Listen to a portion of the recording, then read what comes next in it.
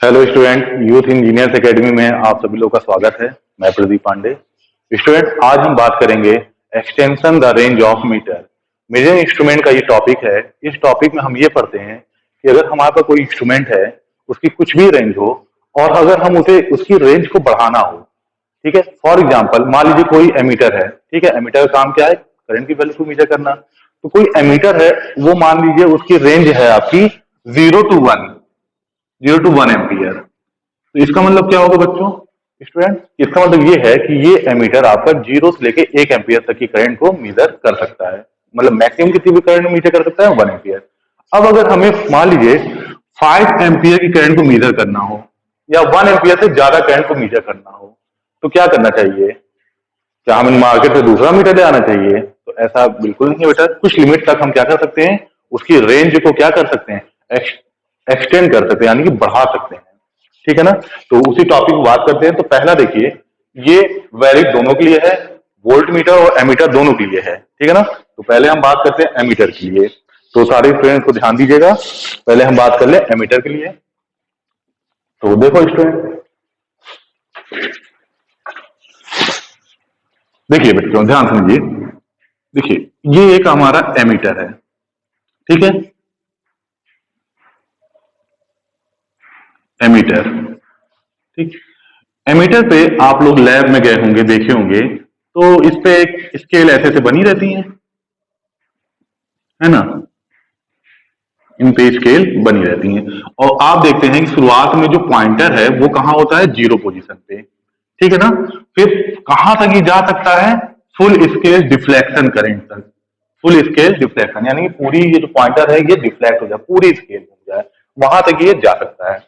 अब देखिए होता क्या है, सारे बच्चे ध्यान समझिए कि इसमें जब हम करंट फ्लो कराएंगे, अच्छा ये बात सभी को जान पता है कि एमीटर को हरदम सीरीज में कनेक्ट करते हैं उस लाइन के जिसमें कि, या कह लीजिए उस तार के सीरीज में लगाते हैं जिसमें करंट की वैल्यू, धारा का मान ज्ञात करना हो।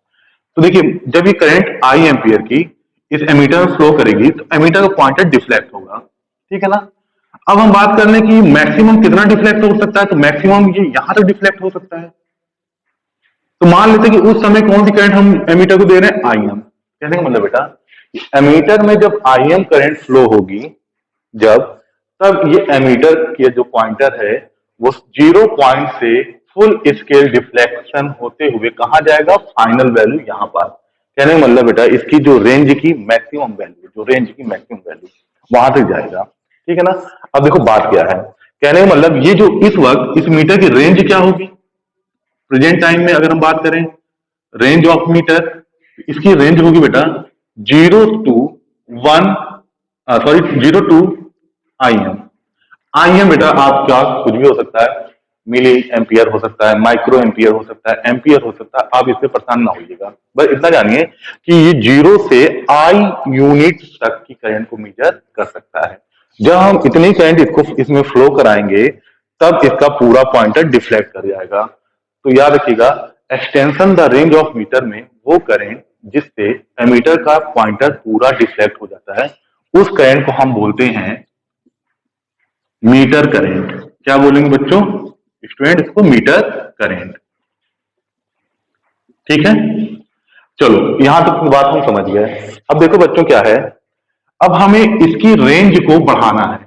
बढ़ाना इन द सेंस, अब हम ये चाहते हैं कि जो नया रेंज हो जाए, न्यू रेंज या एक्सटेंडेड रेंज, बढ़ा हुआ रेंज, वो हम चाह रहे हैं कि ये 0 से आई यूनिट हो जाए। कहने का मतलब जो ये आई अब जो होगी, इसकी नई रेंज की जो मैक्सिमम वैल्यू ऑफ करंट होगी वो हम मान ले रहे हैं कि आईएम से बहुत ज्यादा है, ठीक है ना। पहले ये एमीटर कितनी करंट मीजर कर सकता था? Maximum IM. अब हम चाह रहे हैं कि कितनी मीजर करे? आई। और आई जो है वो आईएम से ज्यादा है। तो इसके लिए क्या करना पड़ेगा? तो देखो सारे बच्चे, यहां पास ये हमारा एमीटर है, ठीक है, एमीटर। और मान लेते थोड़ी देर के लिए कि इस वायर में आई करंट फ्लो हो रही है। आई करंट मीन जिस रेंज की करंट हम चाहते हैं, रेंज बढ़ाने के बाद अधिकतम कितनी करंट मीजर कर सके ये मीटर, मान लेते हैं कि एक वायर जिसमें आई करंट फ्लो हो रही है। अब बेटा अगर इस वायर को इससे जोड़ दिया जाए एमीटर से, जिसमें आई करंट फ्लो हो रही है, तो जाहिर सी बात है कि एमीटर में भी कितनी करंट फ्लो होगी, आई। और एमीटर हमारा इस रेंज का है ही नहीं, एमीटर तो हमारा किस रेंज का है, 0 से IM तक, और इसमें करंट कितनी फ्लो हो रही है, आई, जो कि बहुत ज्यादा करंट है। ठीक है ना। तो हम क्या चाहते हैं, सुनो बच्चों, हम क्या चाहते हैं, हम चाहते हैं कि मीटर में करंट जाए IM, आई करंट से मीटर में करंट जाए IM, और बाकी करंट कहीं और चली जाए। ध्यान समझना बेटा इसी बात को, कि बाकी आई में से मीटर में चली जाए करंट IM, ठीक है, बाकी करंट कहां चली जाए, कहीं और। तो बेटा जब हम करंट को शेयर करते हैं, जब हम करंट को शेयर करना चाहते हैं, तो चीजें पैरेलल में आती हैं। तो हमारे दिमाग में बात आ जानी चाहिए कि हम चाहते हैं कि आई में से आई, क्या हो, आई जो करंट आ रही है उसमें से मीटर को कौन सा हिस्सा मिले, कौन सी करंट मिले, IM, बाकी बची करंट कहीं और चली जाए। तो बाकी बची करंट कहीं और जाने के लिए बेटा हम क्या करते हैं, इसके पैरेलल में, इसके पैरेलल में एक रेजिस्टेंस, एक प्रतिरोध कनेक्ट करते हैं, जिसे नाम देते हैं RSH। देखिए अब क्या होगा, करंट आई इधर से चली, यहां पहुंची, अब इस पॉइंट से मीटर में चली गई IM, और यहां कितनी आई, तो यहां बेटा जो करंट आएगी, सारे बच्चे पता है, I माइनस IM, यही तो करंट आएगी। देख लीजिए, आई करंट यहां से गई, अगर IM इधर चली गई तो बची कौन सी करंट, I माइनस IM ही बची, वो किसमें चली गई, ये पैरेलल वाले रेजिस्टेंस में। बच्चों इतनी बात समझ में आई। तो कहने का मतलब एमीटर का रेंज एक्सटेंड करने के लिए, उसकी रेंज को बढ़ाने के लिए, उसके पैरेलल में हमें एक प्रतिरोध लगाना पड़ेगा। हाँ, जो प्रतिरोध लगाएंगे वो बहुत मिनिमम वैल्यू का होगा, यानी कि निम्न मान का होगा। तो RSH जो होगा वो बहुत मिनिमम वैल्यू का प्रतिरोध होगा, ये बात याद रखिएगा। चलो बच्चों, यहां तक की बात हमें समझ में आएगी। हाँ सर, अब ठीक है कि मीटर में एक पहला रेजिस्टेंस लगाना पड़ेगा, क्योंकि हम चाहते हैं कि मीटर में IM जब बाकी करंट कहीं और चली जाए, तो कहीं और जाने के लिए करंट शेयर होना चाहिए। तो शेयरिंग के लिए चीजें पैरेलल में आती, तो क्या चीजें पैरेलल में लगा दिया, एक प्रतिरोध लगा दिया। ठीक है। तो बेटा अगर इसका स्क्रीनशॉट लेना चाहते हैं तो ले लीजिए, और फिर क्योंकि कुछ चीजें मिटानी पड़ेंगी।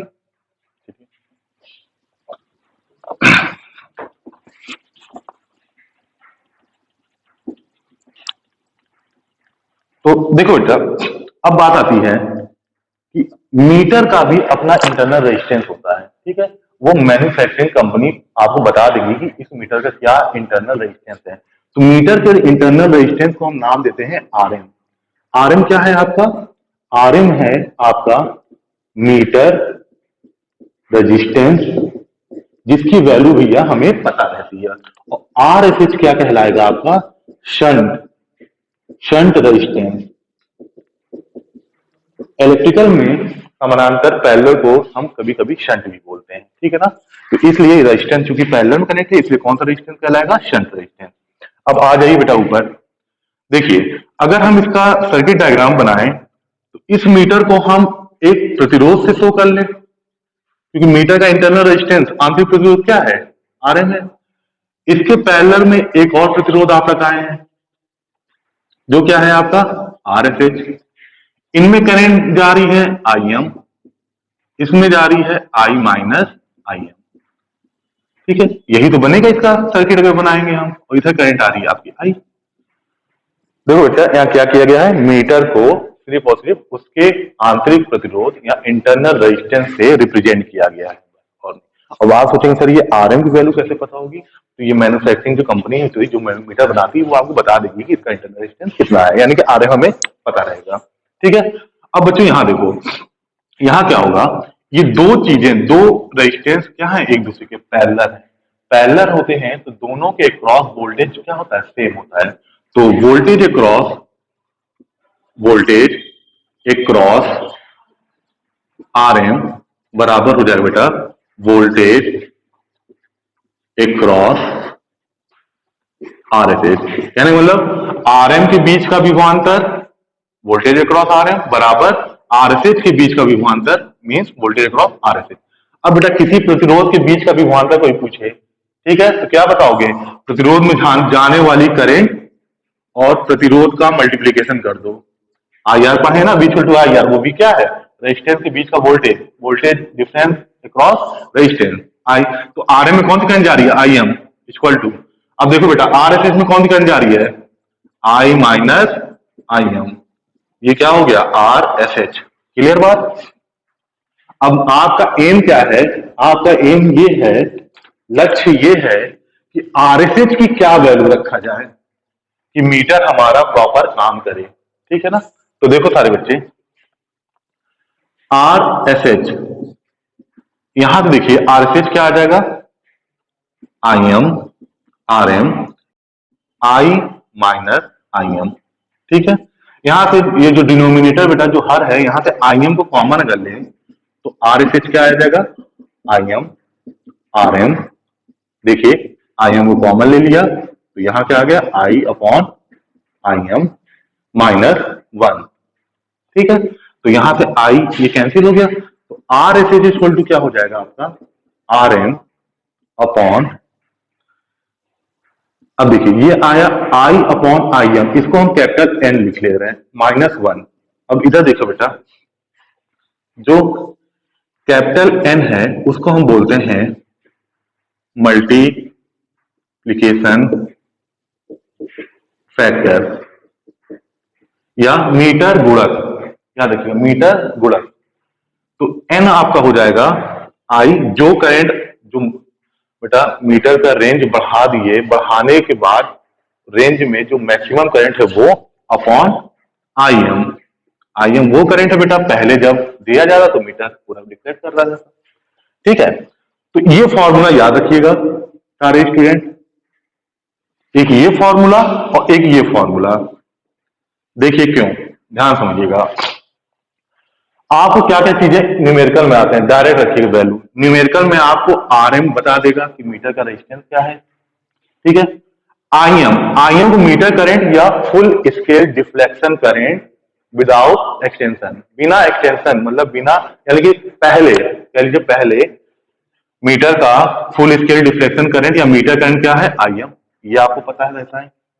आई आपको पता है कि कितनी रेंज तक हमें बढ़ाना है, आईएम भी आपको पता है, तो आर एस एस की वैल्यू यहां से आप फाइंड आउट कर लेंगे। तो ये इक्वेशन ध्यान, अगर आप ये भूल भी जा रहे हैं तो कोई बात नहीं, आप ये याद रखो, क्योंकि एग्जाम में आएगा तो आरएम की वैल्यू रखो, आईएम की वैल्यू रखो, आई की वैल्यू रखो, आरएसएच आ जाएगा।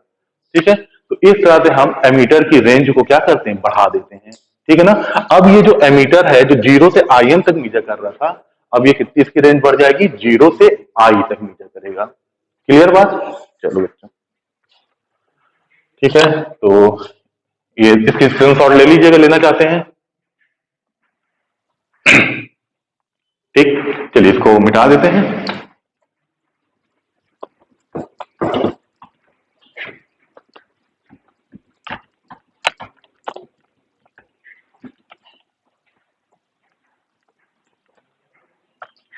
अब बात करते हैं दूसरा भैया, फॉर वोल्ट मीटर। अब हम देखो क्या चाह रहे हैं कि वोल्ट मीटर का इसकी रेंज बढ़ाना चाह रहे हैं। इसकी क्या कर रहे हैं, इसकी रेंज बढ़ाना चाह रहे हैं। कोई वोल्ट मीटर है हमारे पास, उसकी रेंज हमें बढ़ाना है। तो देखो जरा सारे बच्चे, मान लीजिए बच्चों ये हमारा वोल्ट मीटर है, वी से रिप्रेजेंट करते हैं। ठीक है। वोल्ट मीटर पे वैसे ही स्केल बनी होंगी, पॉइंटर स्टार्टिंग में कहां होगा, शून्य पोजीशन पे। ठीक है। वोल्ट मीटर का काम क्या होता है बेटा, वोल्ट मीटर किन्हीं भी दो बिंदुओं के बीच का विभवांतर आपको मीजर करके बताता है। याद रखिएगा, वोल्ट मीटर किन्हीं भी दो पॉइंट के बीच वोल्टेज डिफरेंस क्या है वो आपको कैलकुलेट करके बताएगा।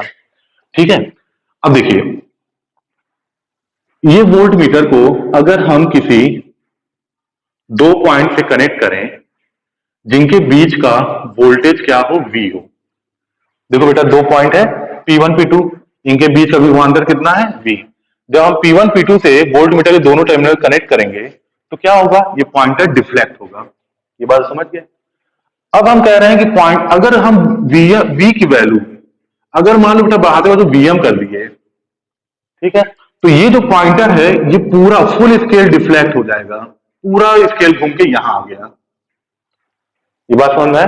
जब वोल्ट मीटर को बेटा हम कोई वोल्टेज देंगे तो पॉइंटर डिफ्लेक्ट होगा, लेकिन वोल्ट मीटर को कौन सा वोल्टेज दे रहे हैं, वीएम दे रहे हैं। वीएम वो वोल्टेज है जिससे कि पॉइंटर पूरा का पूरा घूम जाए। जैसे एग्जांपल बेटा, कोई वोल्ट मीटर है, वो 0 से 10 वोल्ट तक का वोल्टेज मीटर कर सकता है। ठीक है, जब इस वोल्ट मीटर को 10 वोल्ट की सप्लाई दे दोगे, तो 10 वोल्ट की सप्लाई दोगे बेटा, तो इसका पूरी सुई घूम के 10 पे जाके रुक जाएगी। ये बात क्लियर हो गया?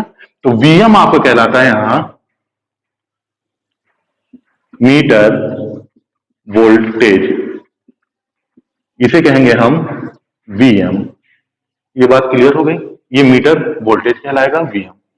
ठीक है, चलो बच्चों, ये तो पहले की बात है, जब हम इसके रेंज को अभी नहीं बढ़ाए। अभी हमारे पास वोल्ट मीटर वैसा ही है।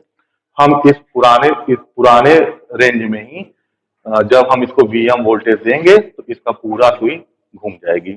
अब देखो हम चाहते क्या है, एग्जाम्पल समझो कि अगर हम ये 0 से 10 वोल्ट तक ही मीटर कर सकता था, अब हम चाहते हैं कि ये 0 से 100 वोल्ट तक का वोल्टेज मीटर करे। 0 से क्या करे? 100 वोल्ट तक का वोल्टेज मीटर करे, इसकी रेंज बढ़ जाए। ठीक है, तो बच्चों देखो, अगर हम यहां पास, हाँ ये चीज, तो बेटा एक चीज, कोई बिना कुछ किए 100 वोल्ट का वोल्टेज दे दोगे इसे, तो क्या ये आपको वैल्यू बताएगा? वैल्यू बताएगा ही नहीं बताएगा बेटा। और एमीटर केस में ज्यादा करंट दोगे तो एमीटर बंद कर जाएगा। इसलिए वहां पर देखिए, मल्टीप्लायर रेंज तो बढ़ाता ही बढ़ाता है, साथ ही साथ आपके मीटर को प्रोटेक्ट करता है। जैसे अगर आप 100 वोल्ट का वोल्टेज देंगे अगर यहाँ पर, तो बेटा ये वोल्ट मीटर आपको, पहली चीज तो वोल्टेज तो मीटर करेगा नहीं, क्योंकि मैक्सिमम कितनी वोल्टेज मीटर कर सकता है? 100 वोल्ट। लेकिन ज्यादा वोल्टेज देंगे तो हो सकता है ये मीटर डैमेज भी हो जाए। ठीक है ना, ये बात ध्यान रखिएगा। हाँ, तो यही वोल्टेज जो वीएम है बेटा, यही वोल्टेज मीटर के बीच में आ जाएगा। इसको हम यहां भी दिखा सकते हैं, कंफ्यूज मत होइएगा। ये जो वोल्टेज है दो बिंदुओं के बीच का, उसको हम यहां भी दिखा सकते हैं। अब बात करते हैं बेटा, ये ओल्ड है, ओल्ड रेंज। अभी हमने कुछ नहीं किया। अब हम चाहते हैं कि हमारा जो न्यू रेंज हो, न्यू रेंज। अब हम चाहते हैं बेटा कि हमारा मीटर का न्यू रेंज जो हो, वो हो 0 से V वोल्ट, और V जो है वो ज्यादा है वीएम से। बात समझिएगा बेटा, 0 से V वोल्ट तक का हम रेंज चाह रहे हैं, और V वीएम से बहुत ज्यादा है। वीएम क्या है कि वीएम वह वोल्टेज है जिससे इसकी पूरी सुई घूम जा रही है। अगर उससे ज्यादा वोल्टेज का रेंज हम कर रहे हैं, तो इस एग्जांपल में देखो बेटा, इस एग्जांपल में पहले 0 से 10 ही वोल्ट तक मीटर कर सकता था, तो ये 10 वोल्ट क्या कहलाया? वीएम। क्लियर? और अब ये क्या बात हो रही है कि कितने वोल्ट की सप्लाई दे रहे हैं? 100 वोल्ट की दे रहे हैं, नया रेंज इसकी कर दे रहे हैं, तो इसे हम क्या बोलेंगे? यही आपका वी है। क्लियर? तो इसको हम वी एस भी बोल देते हैं, सप्लाई भी बोल देते हैं, तो कोई दिक्कत नहीं है, उससे वी एस भी बोल लो। ये मीटर की न्यू रेंज हो गई। तो न्यू रेंज के लिए क्या करना है? देखो बच्चों, ये हमारा मीटर पहले का मीटर था, और अब हम इसको कितने वोल्ट की सप्लाई से कनेक्ट करने जा रहे हैं? अब हम इसको V वोल्ट की सप्लाई से कनेक्ट करने जा रहे हैं। अगर हम इसको V वोल्ट की सप्लाई से या VS से कनेक्ट करने जा रहे हैं, ठीक है ना? एग्जांपल में अब 100 वोल्ट की सप्लाई से जोड़ने जा रहे हैं, इस एग्जांपल में 100 वोल्ट की सप्लाई से जोड़ने जा रहे हैं, तो बेटा मीटर को डायरेक्ट 100 वोल्ट दे दोगे तो मीटर भी नहीं करेगा और बंद भी, बेकार भी हो जाएगा। तो क्या करना है बेटा, हम ये चाहेंगे, अब बात समझिएगा, हम ये चाहेंगे कि इस वोल्ट मीटर को उतना ही वोल्टेज मिले बेटा, जितना कि ये हैंडल कर सकता है या जितना ये मीजर कर सकता है। वीएम से ज्यादा इसको ना मिले, इतना ही ये मीजर कर सकता है। तो अब बात आती है कि सर ये बताइए, अगर इसको वीएम मिल जाएगा तो इसको क्या मिलेगा? इसको, हाँ एक और चीज, आप इसे अरेंजमेंट देखिए हमने क्या किया। इस अरेंजमेंट में हमने इस वोल्ट मीटर के सीरीज में एक रेजिस्टेंस लगाया। एमीटर के केस में क्या किया था? पैरेलल में लगाया था।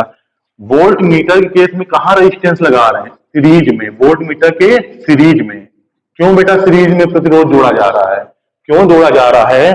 क्योंकि हम चाहते हैं कि वोल्ट मीटर को वीएम वोल्टेज मिले, ठीक, और सप्लाई वोल्टेज बहुत ज्यादा है, ज्यादा वोल्टेज दे रहे हैं, मिले इसको वीएम ही, तो बचा वोल्टेज कहीं तो जाए, यानी कि वोल्टेज को शेयर करना है। तो बेटा वोल्टेज शेयर कब होता है?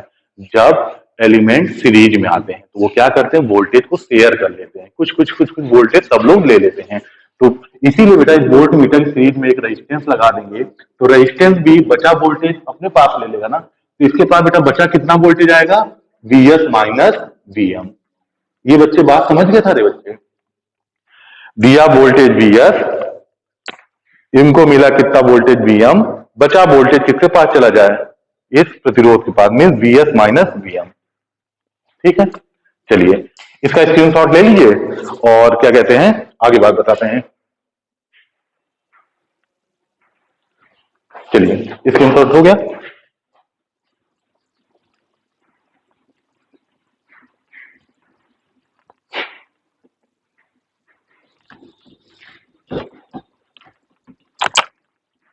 याद रखिएगा, एमीटर के केस में लो वैल्यू का रेजिस्टेंस लेते हैं और वोल्ट मीटर के केस में बेटा ये जो सीरीज रेजिस्टेंस ले रहे हो इसकी वैल्यू हाई रहेगी, उच्च प्रतिरोध का रहेगा ये रेजिस्टेंस। अब बेटा उसी डायग्राम को जो यहां बना था उसको अगर सर्किट डायग्राम से बनाओ तो सर्किट डायग्राम से क्या दिख रहा है, एक प्रतिरोध है जो RAC है जिसे हमने बाद में लगाया किसके, मीटर के, और मीटर का प्रतिरोध क्या है, RM। ठीक, अब आप सोचेंगे सर ये RM क्या चीज आ गया, तो RM बेटा उसी वोल्ट मीटर का इंटरनल रेजिस्टेंस है। ठीक है, तो वोल्ट मीटर को अब हम किससे रिप्रेजेंट कर रहे हैं, यहाँ एक प्रतिरोध से। सप्लाई बेटा कितना दे रहे हैं, कितने सप्लाई से जोड़ रहे हैं, Vs से। इनको कितना मिले, इनको मिले सिर्फ Vm। बचा वोल्टेज कोई और ले ले, बचा वोल्टेज कौन ले लेगा, ये सीरीज में लगा एलिमेंट रेजिस्टेंस कितना बचा ले लेगा, Vs माइनस Vm, यही तो बचेगा।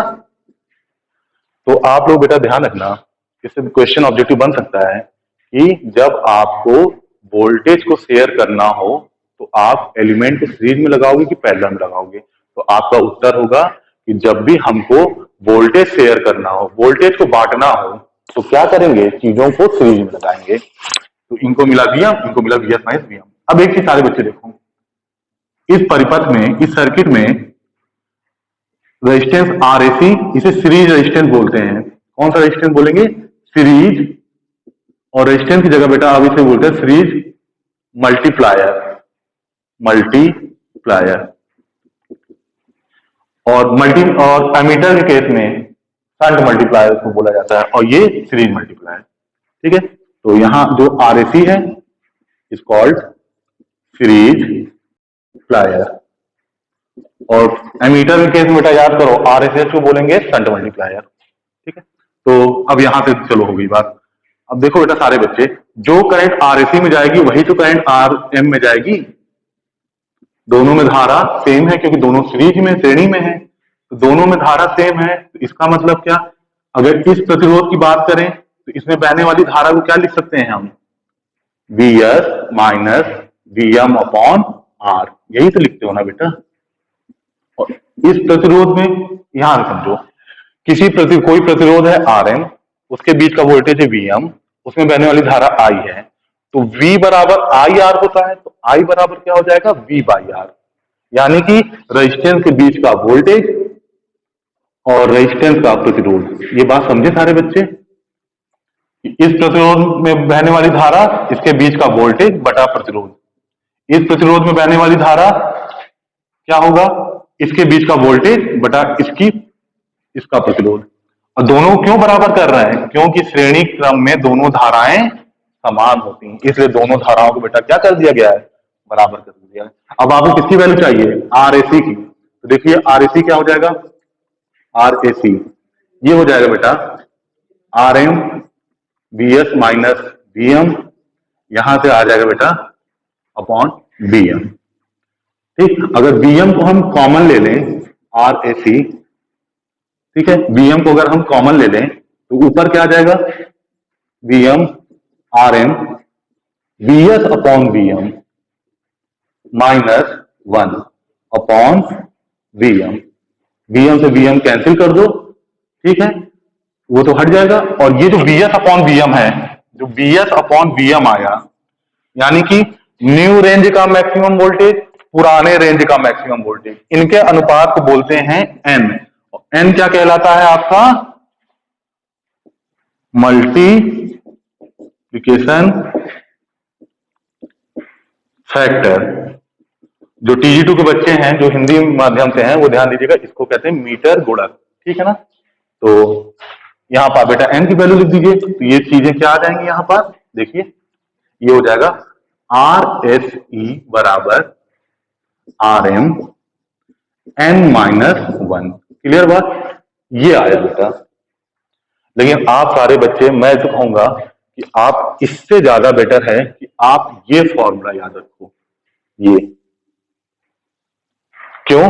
क्योंकि देखो बच्चों, आपको न्यूमेरिकल में जब सवाल आएगा तो सिर्फ वैल्यू डायरेक्ट पुट करनी है। क्या वैल्यू पुट करनी है?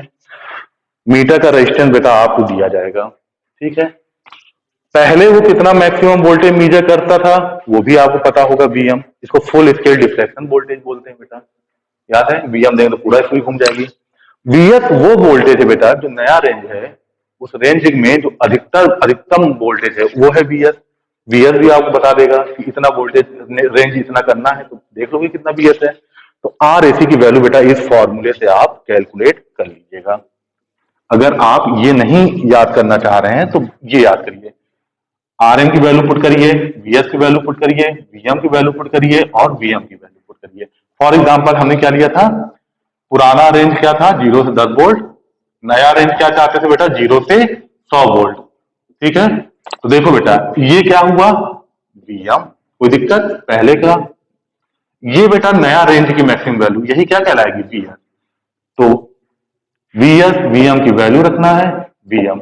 RM बेटा आपको गिवन रहेगा, सवाल में RM मीटर का रेजिस्टेंस गिवन रहेगा, ठीक है स्टूडेंट। तो ये टॉपिक था extension the range of meter. Meter की रेंज को कैसे हम एक्सटेंड कर सकते हैं। अब हम कल देखेंगे या नेक्स्ट कभी वीडियो में देखेंगे कि मूविंग आयरन टाइप इंस्ट्रूमेंट में कैसे हम उसकी रेंज को एक्सटेंड करते हैं, ठीक है ना। तो जो बच्चे TG2 के हैं और जो बच्चे JEE के हैं, वो सारे बच्चे इस वीडियो को देखिएगा, ठीक है। कोशिश करिएगा समझने की, और आपसे यही मेरी उम्मीद है और यही आशा है कि आप स्वस्थ रहें। और पहले तो स्वस्थ रहें बेटा, उसके बाद मन लगा के पढ़िए, ठीक है ना। धन्यवाद।